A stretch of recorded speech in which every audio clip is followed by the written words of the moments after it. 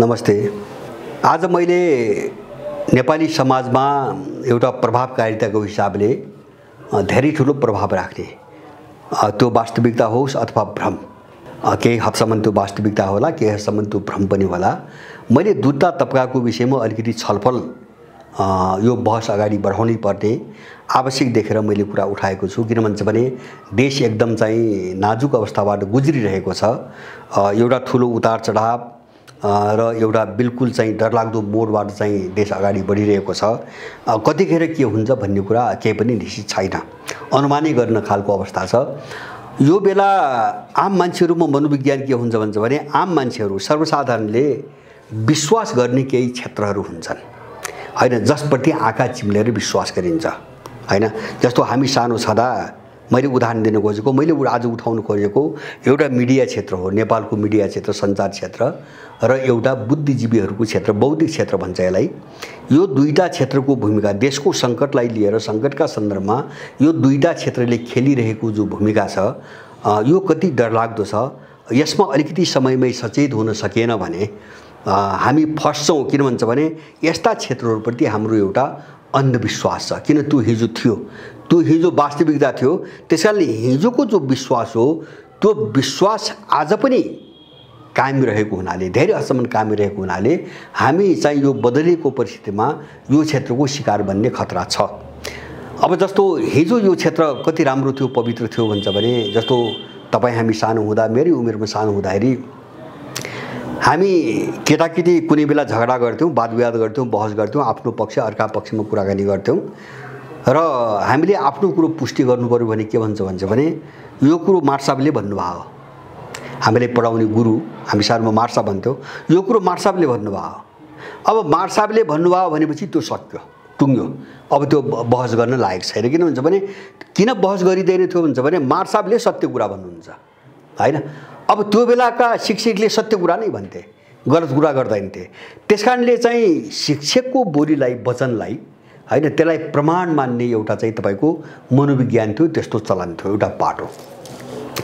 अर्कोतिर अनि चाहिँ जस्तो म अलि ठुलो भएपछि किशोरावस्था युवावस्थामा पुग्दै गर्दा हामी बिचमा बहस हुन्थ्यो, राजनीतिक बहस हुन्थ्यो। अब क्याम्पस जीवनमा प्रवेश गरेपछि अनि अब जस्तो विपक्षी खालका चाहिँ कार्यकर्ताहरू हुन्थे, उनीसँग बहस गर्दाखेरि हामीले प्रमाणको रूपमा हामीले किताब तिर्स्याउँथ्यौँ, यो किताबमा यसो लेखेको छ हैन, अथवा यो पत्रिकामा यसो लेखेको छ, पत्रिकामा यसो लेखेको छ। अनि त्यो बेला त अब अनलाइन थिएन, केही पनि थिएन, अब अहिले इलेक्ट्रोनिक प्रविधि आएको थिएन। पत्रिकामा यसो लेख्यो माने त्यो पत्रिकाले लेखिदिएपछि त्यो प्रमाण भयो, पुग्यो। किन मिडियाले, सञ्चारले सत्य सूचना दिन्छ भन्ने थियो, दिन्थ्यो पनि हैन। धेरै हदसम्म होला त्यहाँ मतमतान्तर हुन्थे, आफ्ना विचारका लडाइँ हुन्थे, कुरा हुन्थे, कसैले कसैको विरुद्धमा राख्थ्यो, अब कसैले अर्काको विरुद्धमा राख्थ्यो, त्यो आफ्नो ठाउँमा थियो, विचारको लडाइँ आफ्नो ठाउँमा थियो। तर मिडियाले एकदम कपोल कल्पित र झुट्टा प्रायोजित कुराहरू गर्छ भन्ने थिएन, मान्छेहरूलाई थिएन, गर्दैन थियो हैन।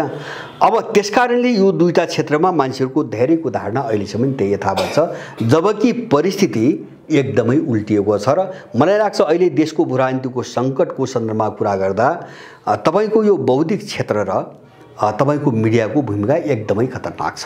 मैले मिडिया भनेर मैले सानो मिडिया, एकदम सानो व्यक्तिगत मिडियालाई मैले भन्न खोजेको होइन। अब देशमा अलिकति सूचना दिने बरु त्यही हो, त्यही मिडिया हो। जस्तो युट्युबहरू, सानातिना अनलाइनहरू व्यक्तिले चलाएका, अब जस्तो फेसबुकहरू, ट्विटरहरू आदि इत्यादि हैन, यस्तै चिजबाट केही सही सूचनाहरू आइरहेका छन्। नत्र जो चाहिँ तपाईँको धनाढ्य मिडिया, टाइकुन मिडिया हो, जसले आफूलाई मूलधारको मिडिया भन्छ, ठुलो मिडिया, त्यो कति नेपालमा डरलाग्दो छ भन्ने कुरा हामीले बुझेनौँ भने उसले गर्ने जो प्रचार हो नि, त्यो प्रचारले हाम्रो चाहिँ ज्यान लिन्छ, हाम्रो ज्यान लिन्छ, देशलाई चाहिँ समाप्तै पार्छ हैन। त्यो खेलमा अहिले मिडिया प्रयोग भइरहेछ।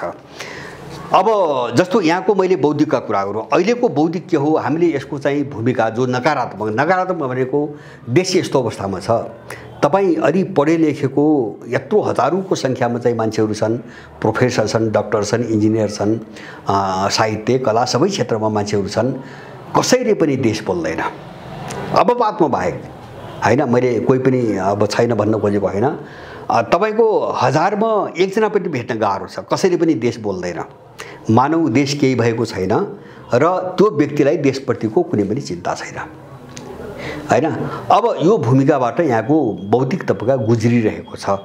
यसका केही कारणहरू छन्, हामीले बुझ्नुपर्छ। जस्तो मैले भने हिजो हामीलाई पढाउने मास्टर र आजको प्रोफेसरलाई हामीले एउटै आँखाले हेर्नु हुँदैन हैन। परिस्थिति बदलिएको छ, धरातल बदलिएको छ र मान्छेको चिन्तन प्रणाली र प्रवृत्तिहरू पनि बदलिएका छन्। जस्तो अहिलेको बौद्धिक, म केही विशेषताहरू यसका भएका केही विशेषताहरू राख्न चाहन्छु ताकि यसलाई बुझ्न अलिकति सजिलो होस्। जस्तो पहिलो कुरा चाहिँ यो के हो, यो जो नयाँ शिक्षा प्रणाली भन्छ नि, अहिले नयाँ शिक्षा नेपालमा पढाइने नयाँ शिक्षा प्रणाली अथवा चाहिँ विदेश गएर पढ्ने शिक्षा प्रणाली हैन। अब यसले हाम्रो देश पढाउँदैन, हामी यहाँ पनि पढ्दैनौँ, हामी विदेशमा गएर त हामीले आफ्नो देश पढ्ने कुरै भएन। त्यसकारणले हामीले के पढिरहेका छौँ, अमेरिकनले लेखेका, युरोपियनले लेखेका वा इन्डियनले लेखेका वा चाइनिजले लेखेका, रसियनले लेखेका किताब हामी पढिरहेका छौँ। त्यसकारणले गर्दाखेरि हामीले के पढिरहेका छौँ, अर्काले लेखेका पुस्तक पढिरहेका छौँ हैन। हाम्रो त्यस्तो खालको खोज अनुसन्धान गर्ने जो परम्परा थियो त्यो चाहिँ तपाईको नष्ट भइसकेको छ हैन। खोज अनुसन्धान हुन्थे नेपालमा, चिन्तन हुन्थे, मनन हुन्थे। प्राचीन कालदेखि यत्रा हैन, किराँत सभ्यतामा यत्रा ग्रन्थहरू लेखिएका छन्, बौद्ध सभ्यतामा यत्रा ग्रन्थ लेखिएका छन्, वैदिक सभ्यतामा यत्रा ग्रन्थहरू लेखिएका छन्। त्यो परम्परा अहिले छैन हैन। अहिलेको शिक्षा के हो भन्छ भने अर्काले पढेका पुस्तक पढ्ने र विद्यार्थीका बीचमा त्यो गएर भट्याउने। त्यो पनि कस्तो चाहिँ तपाईको पाठ्यक्रम हुन्छ भने जसले देश पनि बुझ्दैन, जसले समाज पनि बुझ्दैन, जसले आफूले पनि बुझ्दैन। हामी त्यो शिक्षा पढिरहेका छौँ, त्यस्तो कोर्सबाट गइरहेका छौँ। त्यसैले गर्दाखेरि अहिलेको बौद्धिक भनिने जो छ नि, यो विशुद्ध तर्कको सुगा हो हैन। माने यसमा अन्तर्दृष्टि छैन, मैले त्यो भन्न खोजेको। यससँग तर्क छ, किन तर्क त अर्काका किताब पढेर पनि गर्न सकिन्छ हैन। मैले कसैका किताबहरू पढेर तर्क गरेँ, म त्यो गर्न सक्छु हैन। तर चेतना भनेको त्यो होइन। चेतना भनेको अन्तर्दृष्टि हो हैन। अन्तर्दृष्टि कहाँबाट आउँछ, त्यो चेतना कहाँबाट आउँछ भन्छ भने तपाईँ हामीले भोगिरहेका, तपाईँ हामीले अनुभव गरिरहेका सबै घटनाहरूलाई संश्लेषण गर्दै हामी गयौँ। हामी त्यसको चाहिँ तपाईको चिरफार गर्दै एउटा निष्कर्ष निकाल्ने जो प्रक्रिया हो त्यसमा गयौँ भने त्यसले हामीलाई एउटा स्तरमा उठाउने, चेतना विकास गर्ने हो। त्यो अनुमति अहिलेको शिक्षा प्रणालीले दिँदैन हैन। अहिलेको शिक्षा प्रणालीले के भन्छ भने उनले लेखिदिएका पुस्तक बाहेक हैन, जे लेखेका छन् ती कुरा बाहेक बाँकी कुराहरू गलत हुन् हैन। बाँकी कुराहरू बिल्कुलै गलत हुन्, उनले त्यो पढाइरहेका छन्। र अहिलेको शिक्षा पढेको मान्छेले त्यही भन्छ। अहिलेको पढेको शिक्षा मान्छेले के भन्छ भने तपाईको सायद मलाई लाग्छ, म एउटा उदाहरण दिन्छु। आकाशबाट जस्तो कुनै चिज चाहिँ पृथ्वीमा झर्छ, त्यो झर्नुको कारण चाहिँ गुरुत्वाकर्षणको शक्ति हो भन्ने कुरा हाम्रो प्राचीन वैदिक परम्पराका तपाईको के अरे हाम्रो गौतम ऋषिले प्रतिपादन गरेको कुरा हो हैन। गुरुत्वात् पतनम भनेर उनले न्याय दर्शनमा यो कुरो प्रतिपादन गरेका छन्। तर मलाई लाग्छ अहिलेको प्रोफेसरसँग चाहिँ साइन्स पढेको कुनै प्रोफेसरसँग जानुस्, तपाईलाई पागल भनिदिन्छ उसले के भन्छ भने उसले न्युटन भन्ने हो, किन हामीले पनि त्यही पढेको न्युटन भन्ने हो हैन। अब त्यो प्रोफेसरले गौतम ऋषिले गुरुत्वात् पतनम भनेर गुरुत्वाकर्षणको नियम उसै बेला उनले पत्ता लगाएको थियो भन्ने बेला त्यो प्रोफेसरले तपाईलाई पागल भन्छ। किन भन्छ भने उसले गौतम ऋषि पढेकै छैन, उसले गौतम ऋषि पढेको पनि छैन, उसले न्याय दर्शन के हो त्यो पनि ऊ बुझ्दैन हैन। उसले युरोप पढेको छ, उसले चाहिँ आधुनिक यो चाहिँ तपाईको पश्चिमाहरूको साइन्स पढेको छ हैन। अब उसले चाहिँ तपाईको के पढेको छ, उसले न्युटन पढेको छ बस।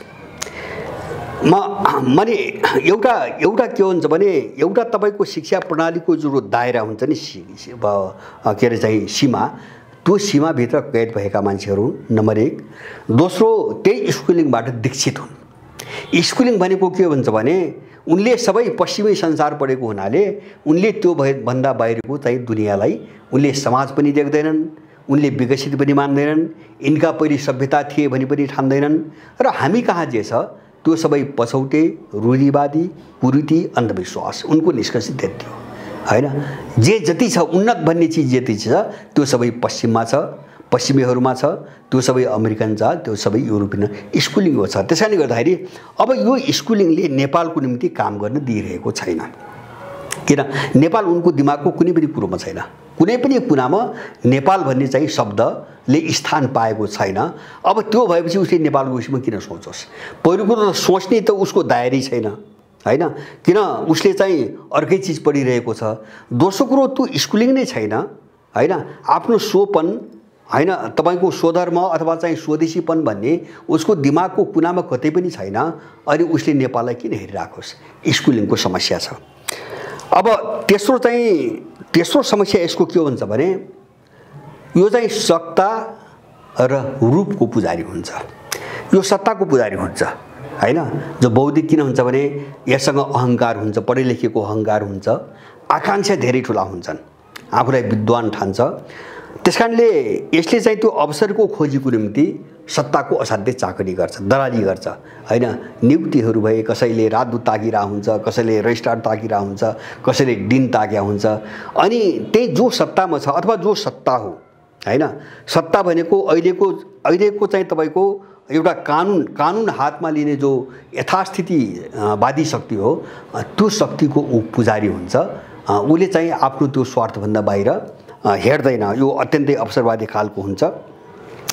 र यो पछिल्लो कुरा उसको एउटा अर्को विशेषता के हुन्छ भने उसमा निम्न पुँजीवादी कुण्ठा हुन्छ हैन। पढे लेखेको हुन्छ नि, के नहो भने सोच हुन्छ हैन, तर उसको ल्याकत हुँदैन हैन। जस्तो मैले भन्न खोजेको ऊ केही क्षमतावान पनि हुन्छ, पढे लेखेको हिसाबले केही क्षमता छ भने उसमा हुन्छ, तर उसको त्यो अनुसारको उसले जे आफूलाई ठानिरहेको हुन्छ त्यो अनुसारको उसको सम्पत्ति पनि हुँदैन, त्यस खालको एउटा कल्चर पनि हुँदैन, त्यस खालको एउटा चाहिँ पृष्ठभूमि पनि हुँदैन।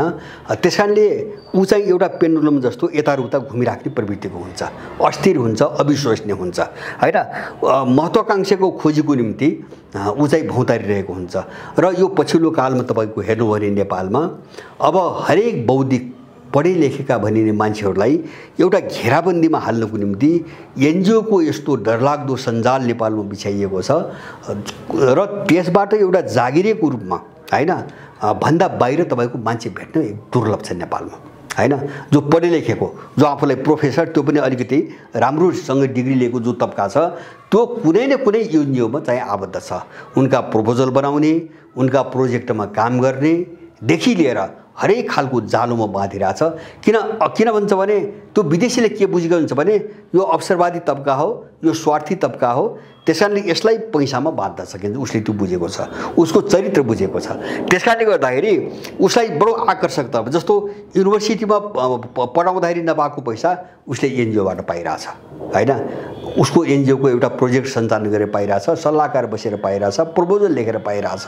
त्यसकारणले गर्दाखेरि यो पैसाप्रतिको जो आसक्ति हो, यो आसक्तिले गर्दाखेरि देश यस्तो अवस्थामा छ त्यो बुझ्दै र जान्दै पनि ऊ यसको समाधान अथवा भन्नुस् अर्को शब्दमा देशलाई यस्तो बनाउने शक्तिहरू जो छन् नि, यिनका विरुद्धमा ऊ मुख खोल्न तयार छैन अहिलेको बौद्धिक रूप सुरक्षाले।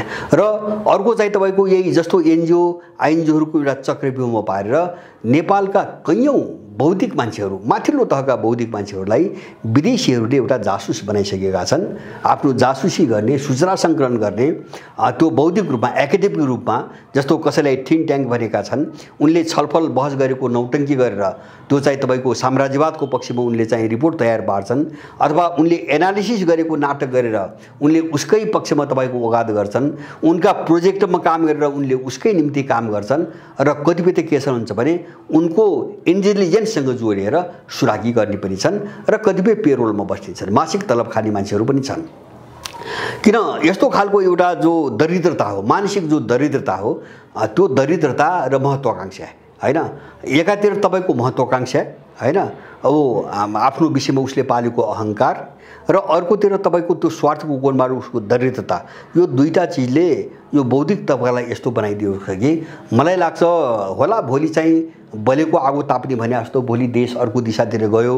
अब यिनी तत्त्वहरू चाहिँ नष्ट हुँदै गए र एउटा वातावरण सकारात्मक बन्दै गयो भने अब जिन्दाबाद भनेर चाहिँ पछि लाग्ने, फेरि आफ्नो पोजिसन खोज्ने, फेरि त्यो ठाउँ खोज्ने, एकातिरबाट लिइरहेको ठाउँ एका ठाउँमा प्राप्त गरिरहेको चाहिँ स्थान अर्को ठाउँतिर चाहिँ खोज्नको निम्ति त्यो भिड पछि लाग्छ। तर यो चाहिँ अप्ठ्यारो बेलामा आफूले बुझेको, आफ्नो स्तरले भ्याउने अथवा चाहिँ आफूले आम जनतालाई चाहिँ भनेर बुझाउन बुझाउन सकिने जुन चिजहरू छन् यसप्रति यो तबका बोल्छ भन्ने मलाई लाग्दैन। किन यसको यो परम्परागत प्रवृत्ति पनि हो, चरित्र पनि हो। किन बौद्धिक भनेपछि अत्यन्तै अवसरवादी हुन्छ, किन यो मौकाको ताकमा हुन्छ, खोजीमा हुन्छ, त्यसकारणले यसले बलेको आगो ताप्छ। हामी त्यो कारणले नेपालमा यत्रो मनमै 10,000 चाहिँ तपाईको यो मास्टर डिग्रीधारी मान्छेहरू छन्। अपवादमा एकाध बाहेक हामीले कोही पनि मान्छे यो भूराजनीतिक बहसमा भाग लिएको अथवा यसको समाधानको निम्ति कुनै न कुनै एउटा पहल गरेको हामी कहीँ पनि देख्दैनौँ। हामी यो समस्यामा छौँ। त्यसकारणले नेपालको बौद्धिकले के बोल्छ भन्ने कुरामा हामी एकदमै होशियार हुन एकदमै जरुरी छ। अब दोस्रो चाहिँ तपाईको मिडिया भनेको के हो भन्छ भने, जस्तो मैले भने नि मिडिया कस्तो हुन्छ भने हिजोको मिडिया सूचना सम्प्रेषण गर्थ्यो, सत्य हो हैन, मिडिया त्यसकै निम्ति बनेको हो। तर आज त्यो अवस्था छैन हैन, आज त्यो अवस्था छैन। मिडिया 3 किसिमको मिडिया देख्छु मैले। एउटा चाहिँ माफियाहरूले आफै खोलेको मिडिया छ हैन, ठुलो पुँजीमा माफियाहरूले विदेशी शक्तिहरूले आफै खोलेको मिडिया छ हैन, त्यसले नेपालको निम्ति काम गर्ने प्रश्नै आउँदैन। दोस्रो चाहिँ माफिया नियन्त्रित मिडिया छ। माफिया नियन्त्रित मिडिया भनेको के हुन्छ भने त्यहाँ पैसा लगानी गरेर हैन त्यो मिडियाको जो मुख्य अङ्ग हो नि त्यो अङ्ग चाहिँ त्यो माफियाले नियुक्त गर्न लगाएको हुन्छ हैन। जस्तो प्रधान सम्पादकहरू अथवा चाहिँ तपाईको प्रबन्धकहरू, जस्तो टेलिभिजन भए, पत्रिकाहरू भए, प्रधान सम्पादक भए अथवा चाहिँ प्रबन्धक आदि इत्यादिहरू हैन। उनको जस्तो यहाँ चाहिँ बेला बेलामा सुनिन्छ, जस्तो फल्नु पत्रिकामा चाहिँ प्रधान सम्पादक फल्नुको दबावमा यो व्यक्ति नियुक्त भयो। यस्ता कुराहरू नेपालमा धेरै आउने गरेका छन्, धेरै पटक उठ्ने गरेका छन्, कहीँ निकालिएका छन् हैन। कहीँ चाहिँ तपाईको विदेशी दूतावासले सम्पादक निकाल्न लगाएको छ, कतै चाहिँ माफियाले एउटा टप्प मान्छे टिपेर चाहिँ प्रधान सम्पादक नियुक्त गर्न लगाएको छ। यो मिडियामा धेरै आइसकेको कुरा हो, मैले धेरै भन्नु पर्दैन। एउटा माफियाले आफै चलाएको मिडिया, दोस्रो माफिया नियन्त्रित मिडिया, र तेस्रो मिडिया कस्तो हुन्छ भने एउटा चाहिँ जोइन्ट भेन्चर अथवा मिडियाभित्र चाहिँ एउटा साझेदारी हैन, साझेदारीका रूपमा चाहिँ एउटा विदेशी पुँजी पसेको माफिया के अरे चाहिँ तपाईको मिडिया। यहाँको मान्छेले मिडिया खोलेको हुन्छ, त्यहाँ अर्को गलत तत्त्वले प्रभावित पारेर चाहिँ तपाईको लगानी गर्छ। लगानी गरिसकेपछि त्यो मिडियाले वास्तविक सूचना दिन सक्दैन, त्यसलाई रोकिन्छ। अनि अहिले मिडियाको काम के छ हैन, जस्तो म एउटा उदाहरण दिन्छु। यो पोहोर कोरोना कालमा के भन्छ भने विश्व स्वास्थ्य सङ्गठनले करोडौं रुपियाँ नेपालको पत्रकार महासङ्घलाई दिएर चाहिँ नेपाल पत्रकार महासङ्घले 7 प्रदेशमा हैन लगभग 700-800 850 को आसपासमा पत्रकारहरूलाई कोरोनाको विषयमा एउटा ट्रेनिङ दियो, ठुलो पैसा लगानी गरेर। जसले ट्रेनिङमा भाग लिए तिनले पनि पाए भन्ने सुनियो, अथवा चाहिँ आयोजकले त पैसा पाउने नै भए हैन। त्यसैको निम्ति चाहिँ अरबौं रुपियाँ चाहिँ विश्व स्वास्थ्य सङ्गठनले पठाएको थियो। ट्रेनिङ के दियो भन्छ भने कोरोनाको चाहिँ स्यालहुइया चाहिँ एकदम चर्काउने, कोरोना मान्छेलाई आतंकित पार्ने, जति मान्छे मर्छन् कोरोना भन्ने, अथवा सरकारले जे सूचना दिन्छ त्यसलाई व्यापक रूपमा प्रचार गर्ने हैन, ट्रेनिङ दियो हैन। मिडियाले त्यो काम गरिरहेको छ, नेपालको मिडियाले त्यो काम गरिरहेको छ। र अहिले मिडियाको काम के हो भन्छ भने नेपालको मिडियाको काम जस्तो हिजोको जमानाको चाहिँ अर्थतन्त्र कस्तो थियो भन्छ भने अर्थतन्त्र हिजोको जमानाको मान्छेको आवश्यकता अनुसार उत्पादन गरिन्थ्यो हैन। जस्तो तपाईँ हामीलाई के चिज आवश्यक पर्यो त्यो आवश्यकता हेरिकन उत्पादन गरिन्थ्यो। अहिलेको चाहिँ अर्थतन्त्र के हो, जस्तो माफिया अर्थतन्त्र के हो भन्छ भने त्यो माफियाले अथवा कर्पोरेट हाउसले कुन चिजबाट अधिकतम रूपमा पैसा असुल गर्न सक्छ हैन, अथवा त्यो कर्पोरेट हाउसलाई, त्यो पुँजीपतिलाई, त्यो माफियालाई सबभन्दा बढी आम्दानी कहाँबाट हुन्छ त्यसको पक्षमा मिडिया प्रयोग गरेर पनि विज्ञापन गराउँछ, विवाद गराउँछ र एउटा कृत्रिम आवश्यकता सिर्जना गर्छ। कृत्रिम आवश्यकता जो मान्छेको वास्तविकता आवश्यकता होइन। किन भन्छ भने अहिले मिडियाको जमाना छ, मान्छे प्रभावित हुन्छ। विज्ञापन भनेको त्यही हो हैन। विज्ञापन भनेको मान्छेलाई आफ्नो आवश्यकतामा ढाल्ने एउटा हतियार हो हैन। किन भन्छ भने अब त्यो विज्ञापनमा जे भनिन्छ, जे लेखिन्छ त्यो सबै चिज यथार्थ हुँदैन, तर मान्छेको दिमागलाई भुट्ने र सबै मान्छेको कानसम्म चाहिँ आफ्नो वस्तुलाई पुर्याउने एउटा तरिका हो विज्ञापन। अब पहिलेको जमानामा मान्छेको आवश्यकता अनुसार वस्तु उत्पादन गरिन्थ्यो। अहिले चाहिँ यो कर्पोरेट पुँजीवाद अथवा चाहिँ तपाईको एउटा दलाल पुँजीवाद अथवा माफिया पुँजीवाद जेसुकै भन्नुहोस् हैन, आफ्नो आफ्नो सन्दर्भमा अहिलेको चाहिँ के हो भन्छ भने पहिले एउटा मिडियाबाजी गरेर सञ्चार प्रयोग गरेर विज्ञापन गरेर एउटा कृत्रिम आवश्यकता खडा गरिन्छ हैन। जस्तो कोरोना एकछिन मान्नुस्, कोरोना जस्तो कोरोना एउटा आतंक माने अब त्यो कोरोना आतंक किन फैलायो भन्छ भने भ्याक्सिनको आवश्यकता, पीसीआर को आवश्यकता मान्छेले महसुस गरोस्, त्यसको निम्ति एउटा आतंक फैलायो मिडिया प्रयोग गरेर कोरोना।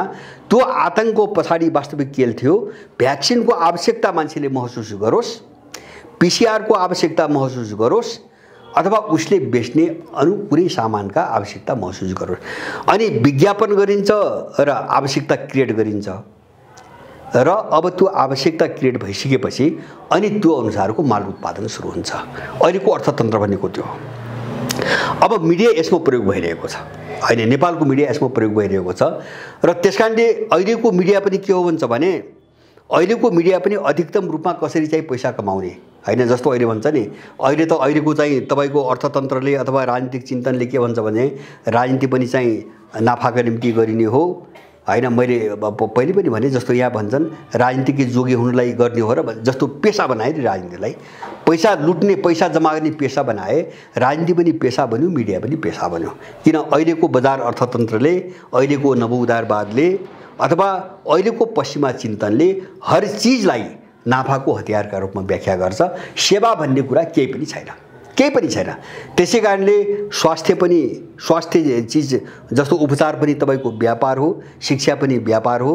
त्यही भएर नेपालमा चाहिँ संविधानमा शिक्षा र स्वास्थ्यलाई मौलिक हक भन्दै पनि त्यही संविधान लेख्ने अपराधीहरूले, दलालहरूले हैन व्यवहारमा चाहिँ यसलाई चाहिँ तपाईको त्यो लागू किन गर्दैन भन्छ भने त्यो संविधानमा लेख्यो मौलिक हक भनेर दुनियाँको दिमाग भुट्नको निम्ति, हामी जनताप्रति समर्पित छौं भनी देखाउनको निम्ति लेख्यो, तर व्यवहारमा त्यो लागू गर्दैन किन उसको नाफाको सिद्धान्तमा चलिरहेको छ।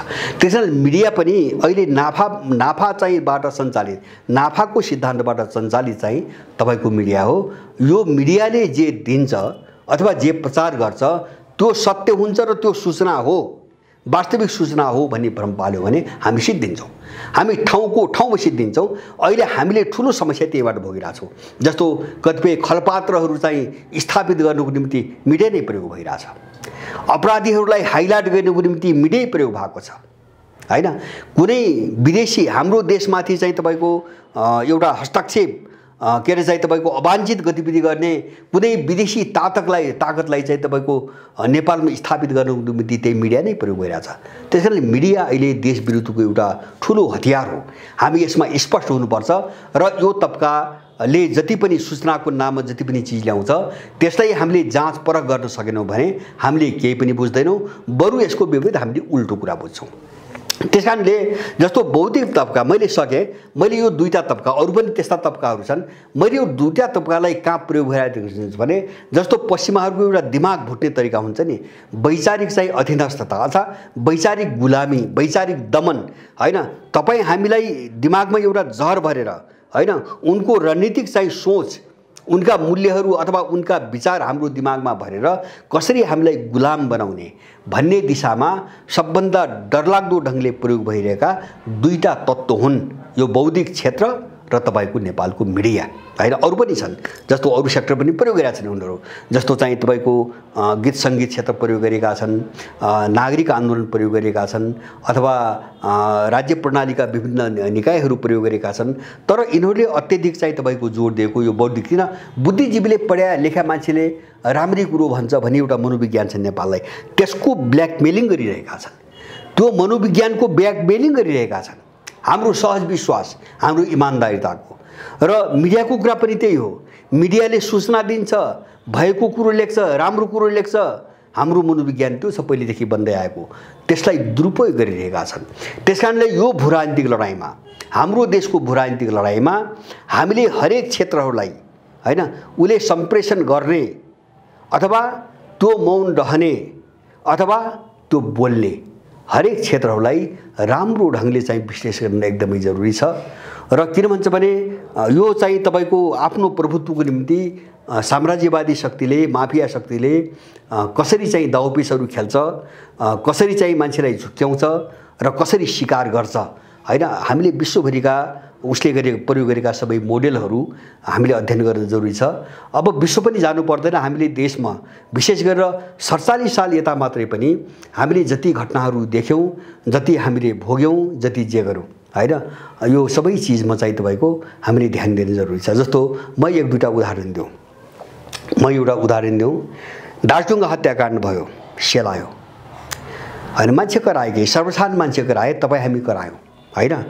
तर यहाँ न चाहिँ बुझेको पढे लेखेको भने न बौद्धिक तबका उठ्यो, सङ्गठितमा उठ्यो, न यहाँको मिडियाले चाहिँ वास्तविक रिपोर्ट दिने कोसिस गर्यो हैन। अब मलाई लाग्छ यहाँका मिडियालाई सबैलाई यो कुरा धेरै थाहा छ, दरबार हत्याकाण्डमा त्यही भयो हैन। अब 10 वर्ष युद्धमा तपाईको त्यो भयो, कसलाई उचाल्ने, कसलाई पछाड्ने, कसलाई सिद्ध्याउने, कसलाई स्थापित गर्ने, जम्मै यही हतियारको रूपमा प्रयोग भइरहेका छन्। अब यो चिजका एकातिर त राम्रा मान्छेहरू, मिडियामा पनि राम्रा मान्छे छन् र बौद्धिक क्षेत्रमा पनि राम्रा छन्। ती मान्छेहरूको कर्तव्य के हो भन्छ भने उनको धर्म जे हो त्यसको रक्षाको निम्ति जो नक्कली एउटा चाहिँ तपाईको पात्रहरू ती सबै ठाउँमा चाहिँ खडा गरिएका छन्, त्यसका विरुद्ध त्यहाँभित्रका राम्रा तत्त्वहरू लड्न एकदमै जरुरी छ। होइन भने यो षड्यन्त्रको सबै शिकार हुन्छन्। र जस्तो अहिले चाहिँ तपाईको राजनीति भन्दाखेरि सबैप्रतिको वितृष्णा पैदा भयो नि नेपालमा हैन। पार्टी भन्ने बित्तिकै एउटा घृणा गर्नुपर्ने जो स्थिति आयो नि, हो त्यो स्थिति बौद्धिक क्षेत्रमा पनि आउँछ, त्यो अवस्था चाहिँ तपाईको सञ्चार क्षेत्रमा पनि आउँछ। हामी यिनीहरूको भूमिकालाई लिएर यिनले चाहिँ देशमा के भूमिका खेलिरहेको, जस्तो यी नागरिक मैले देख्छु, यी नागरिकता ऐन विदेशीलाई नागरिकता दिनको निम्ति यत्रो अपराध भइरहेको छ। अहिले विधेयक गएको छ, एक त यिनले 63 सालमा जन्मको आधारको नागरिकता ऐन बनाएर 35-40 लाख यिनलाई नागरिकता दिए र अहिले चाहिँ तिनका सन्तानलाई वंशज बनाउनेदेखि लिएर यत्रो खुला सिमाना चाहिँ इन्डियासँग भएको देशमा नेपाली सीमाभित्र पाइने भेटिने बेवारिसे सबैलाई वंशजको नागरिकता दिने, हिजो जन्मको नागरिकता लिएका सबै सन्तानलाई वंशजको नागरिकता दिने लेखिएर 5-7 वटा नयाँ प्रावधानहरूले अर्को विधेयक पेश गरिरहेका छन्।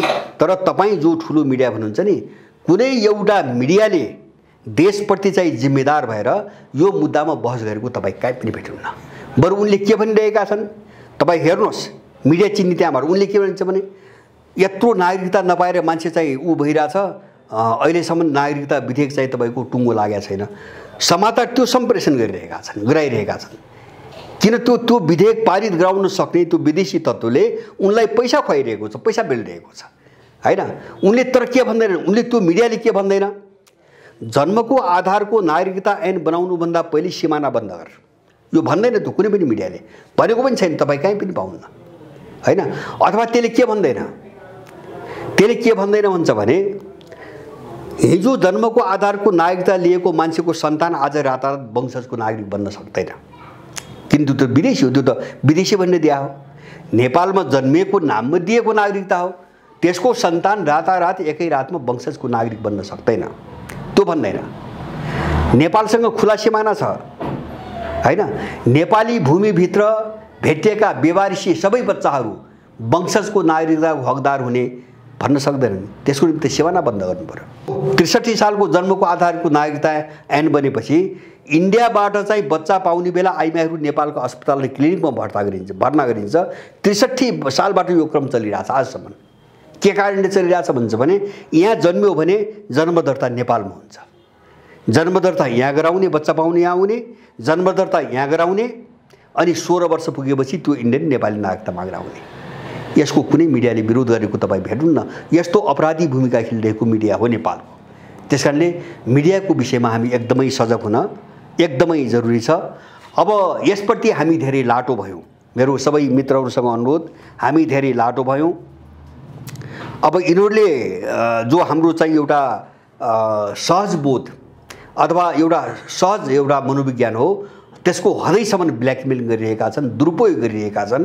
र यो सबै कारणले हामीले यो नबुझ्दा हाम्रो देश झन् पछि झन् एउटा दुर्घटनाको बाटोतिर, एउटा झन् डरलाग्दो सङ्कटको दिशातिर बढिरहेको छ। यसप्रति यहाँहरू सबैको आवाज उठोस् र यस्ता विषयमा अब व्यापक ढङ्गले छलफल होस्।